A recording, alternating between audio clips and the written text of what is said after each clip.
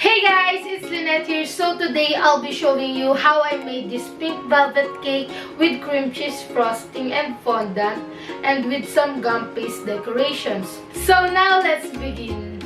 First, we will be making the pink velvet cake.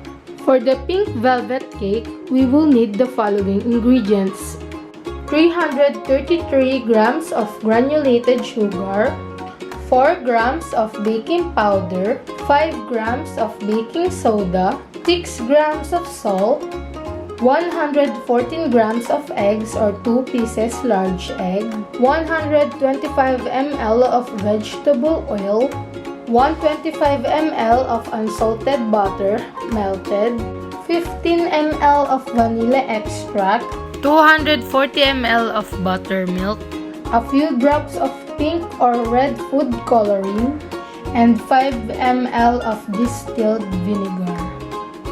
First thing is to preheat your oven to 180 degrees Celsius or 350 degrees Fahrenheit, and we will prep our pan.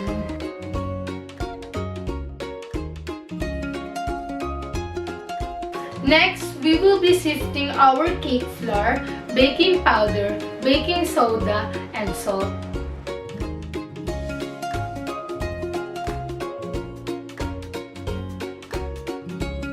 In another large bowl, mix the sugar, melted butter, and oil.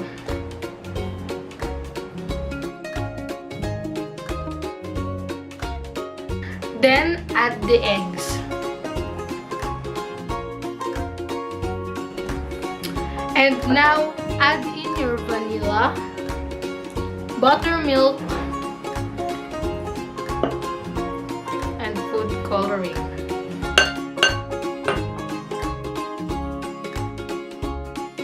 And now slowly add your dry ingredients to the wet ingredients.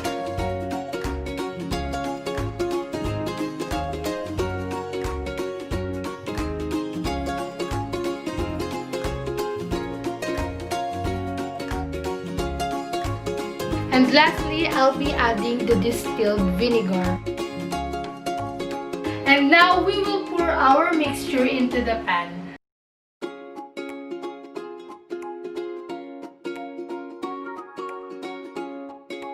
And now we will put our cake into the oven and bake it for 30 to 35 minutes or until it meets the toothpick test.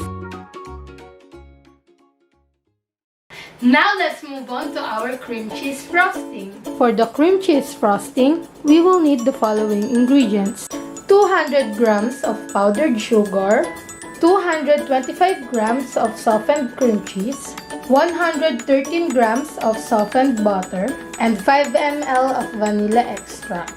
In a large bowl, beat your butter and your cream cheese with an electric mixer.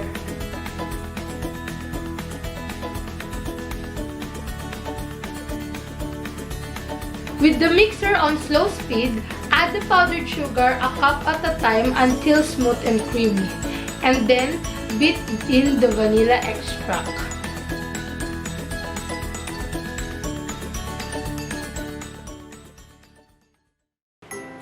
And now let's move on to making some marshmallow fondant.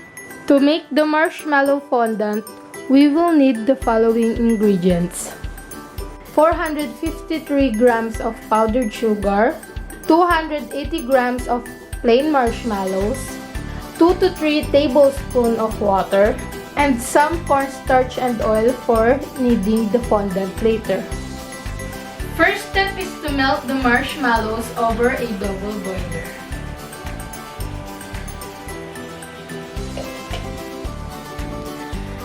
Put the 2 to 3 tablespoons of water on your marshmallows.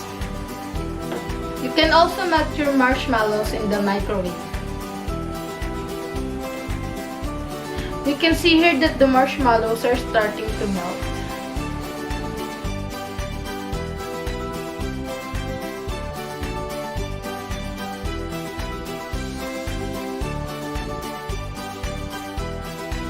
Now that our marshmallows are totally melted, it's time for us to add it in our powdered sugar.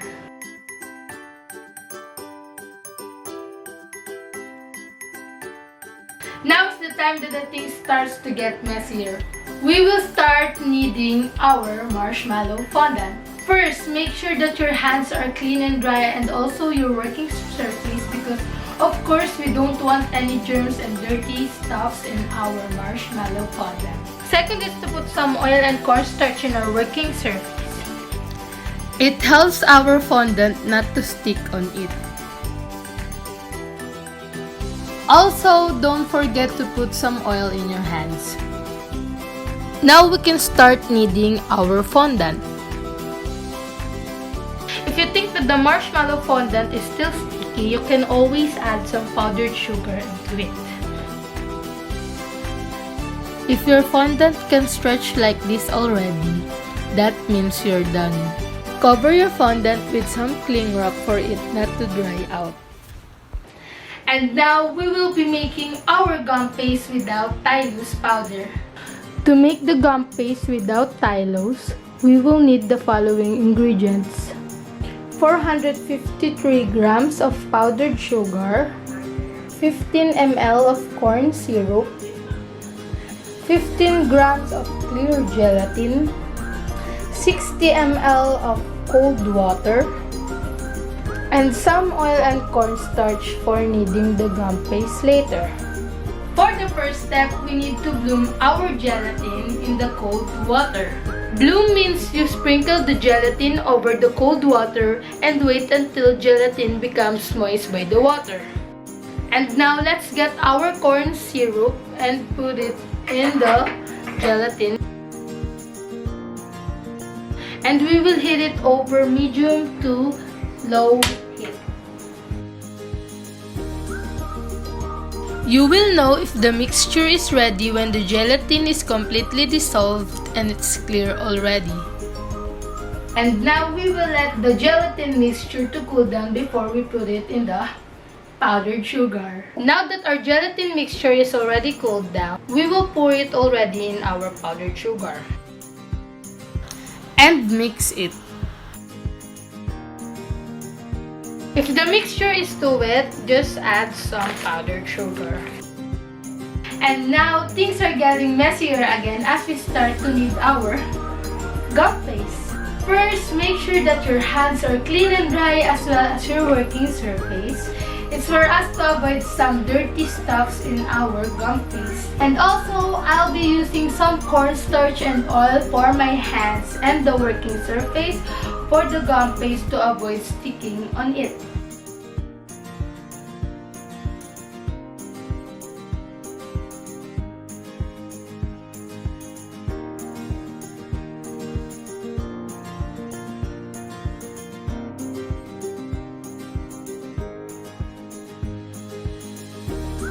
And now, cover your gum paste with some cling wrap for it not to dry out.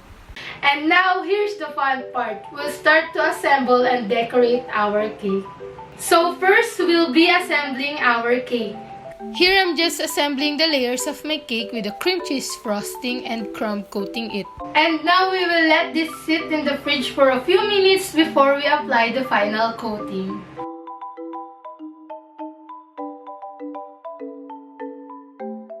And now let the cake sit in the fridge again for a few minutes before applying the fondant. And now let's work with our fondant. Here I'm just adding some color to my fondant with the blue food coloring.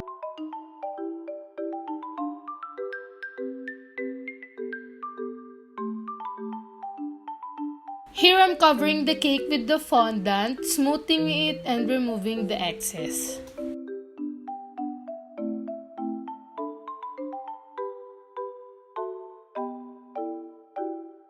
Here I have some white chocolate ganache that I've colored with some yellow food coloring that I made off cam to do the drip cake effect. Now I have here some royal icing that I've also made off cam to make some royal icing beads border. Now I have here my gum paste to make the cat cake topper.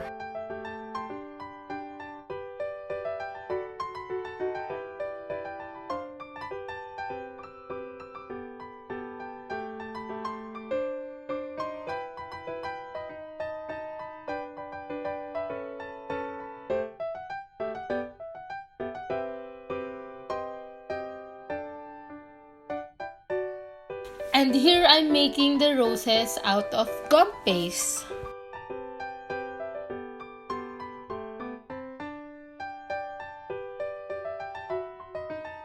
So now we're going to decorate our cake.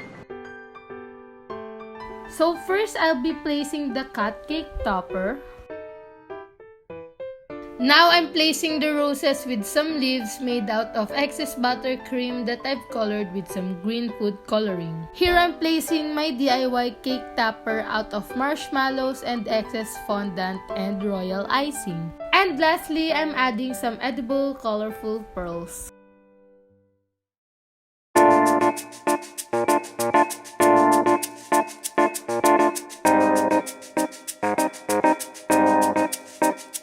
So here's the finished product, guys. I hope you like this video and thank you so much for watching. Goodbye and stay safe.